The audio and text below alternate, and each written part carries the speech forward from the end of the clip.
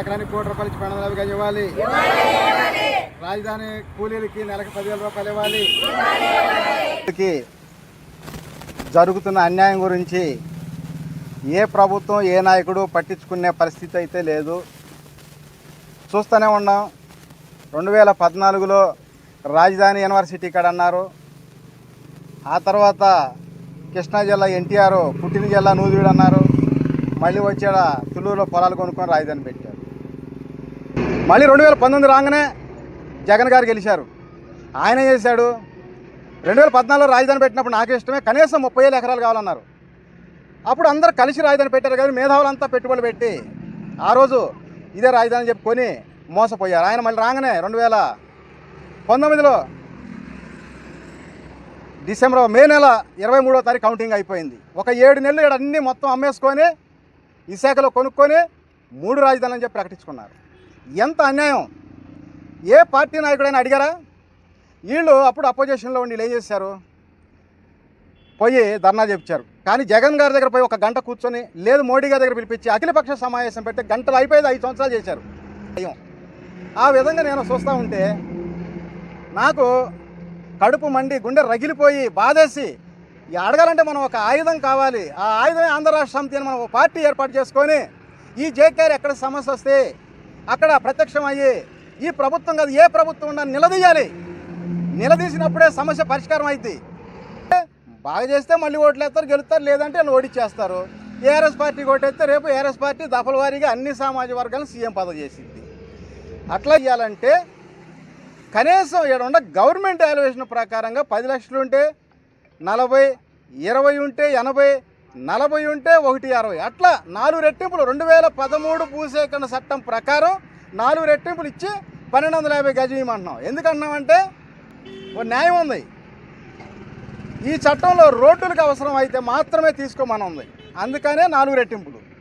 ఇలాగే రెండో పోలింగ్ ఇచ్చినా కూడా పరిస్థితి అదే ఉంటుంది. అందుకని నేనేమంటున్నానంటే రైతులకి డబ్బులు ఇస్తేనే 1250 గజం ఇస్తేనే పొలం ఇవ్వండి, లేకపోతే ఇవ్వద్దు అని చెప్తున్నా. అయితే అందరికీ అవగాహన కలిగింది. నా దగ్గర కొంతమంది వచ్చి నీకేం కాదు చెప్పు, నువ్వు మానుకో అంటారు.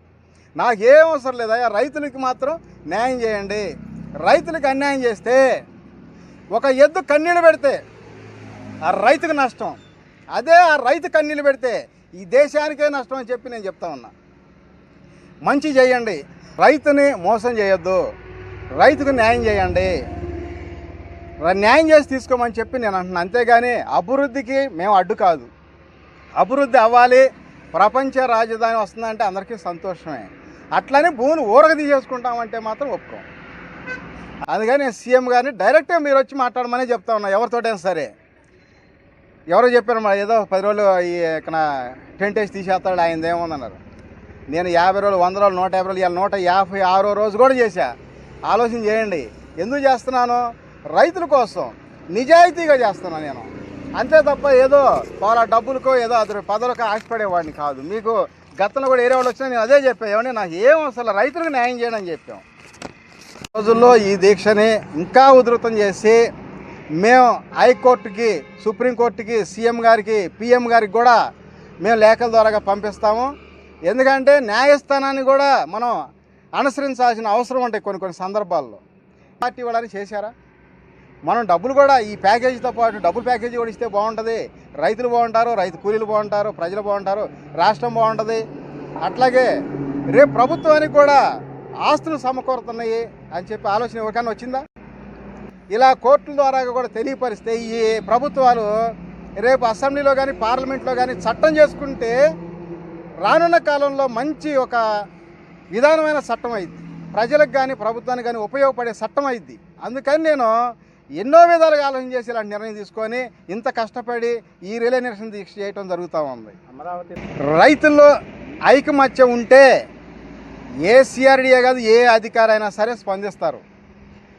మనం అడగగలగాలి. డిమాండ్గా సీఎం గారినైనా సరే, అధికారినైనా సరే న్యాయ పోరాటం చేసినప్పుడు ఎవరైనా స్పందిస్తారు.